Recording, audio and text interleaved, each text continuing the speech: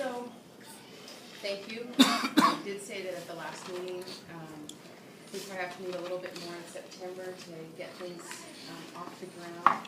And I hope everybody had a chance to take a look at the resources. Yeah? Okay. And again, I know that for our music and PE teachers, it might not be as relevant, but I think we might be able to find connections, so I appreciate you participating as well. I just learned how to make these cool little PowerPoints with note taking. I'm pretty excited about that. Anybody else have this yet?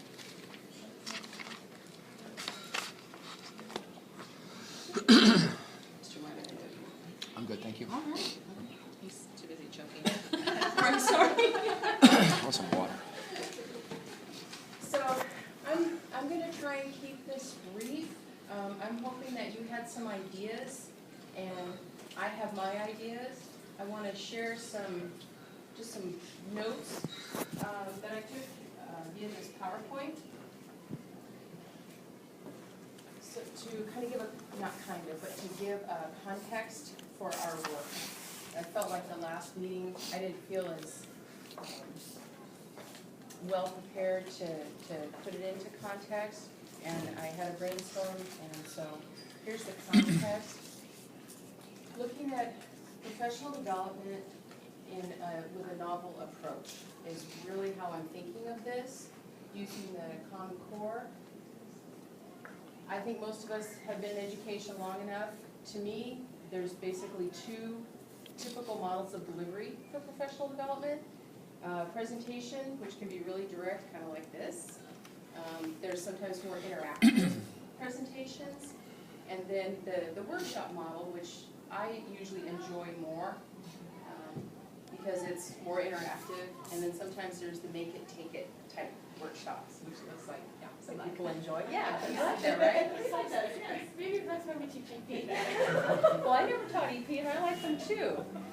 So, can anyone think of any other? I mean, that sums it up, in my opinion, for professional development. You've had to put them into categories.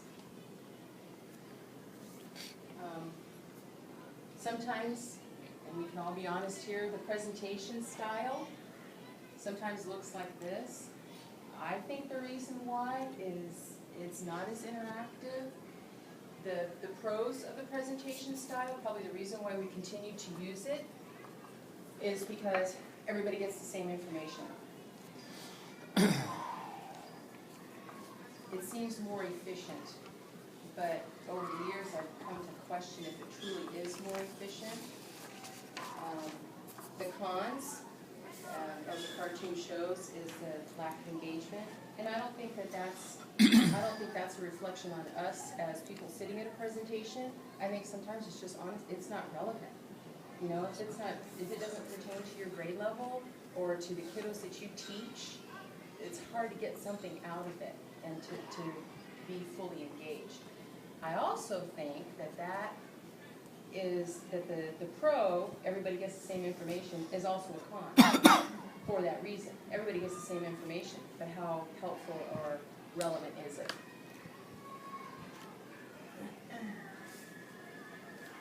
And the old workshop model, again, you know, it's more interactive, it's a lot more fun, especially if it's a make it, take it type of a thing. Usually, unless you're going to a specific workshop that's for your grade level or for your, you know, interest, mathematics or language arts or whatever, it seems to me that it's still kind of the one size fits all, and that's a con. I've been to a few that I thought were just outstanding, but for the most part, I think they're not. So that leads me to this. Has anyone else seen this? The cone of learning you have? I put it in my parent letter. You have? Where'd you get this from? I don't know, I've had it for a long time. From my first parent letter. I got it from another teacher. Oh, this is awesome. I stole it my first year. You borrowed it. No, I stole And it. you can keep it to yourself all this time? No, I'm Yes. teasing. So, It's mine. I thought of you. It's funny that you have this already, Carl, because of the saying that the Chinese proverb that you like so much. I remember 10% of what I. Yeah, that's the same. Right. So I realized when I saw the cone of learning that most of our professional development really falls in here. And it hit me that that's the case. When we go to those really engaging professional, the workshops, even the best ones, are usually right here. It's mostly the discussion.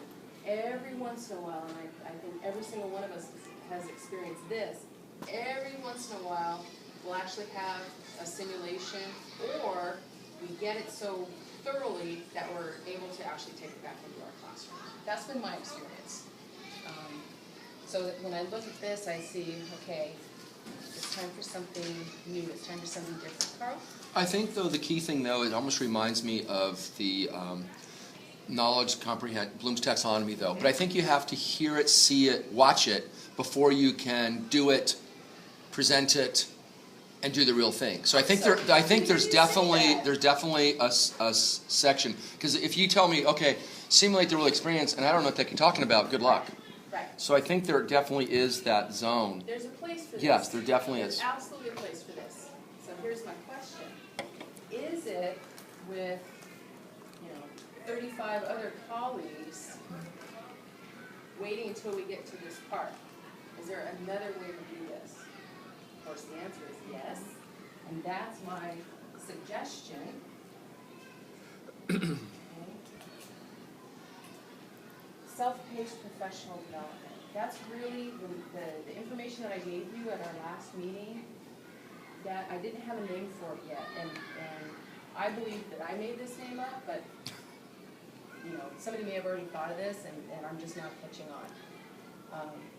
This is what I would like our professional development to look like. And I agree with Carl. I think it's a little bit of everything, and you can't have the top part until you do some of the bottom stuff. I love these things, by the way. The clouds. So, here's my idea for our professional development this year is to find that balance so that people so that more of us can have this and the support that we need to do this, particularly doing the real thing. This part, I think, would, for me as a learner, a lot of this is best done independently. I like to read and reread and highlight and think about it and do those sorts of things. In the room with other people, even if they're trying not to talk in sidebar conversations, I find it distracting. At the end of the day, that's not, I get up early in the morning and do this kind of work. Other people are not morning people. That's okay. I'm just saying, I think this is an area in which we could differentiate our own learning. So here's the plan.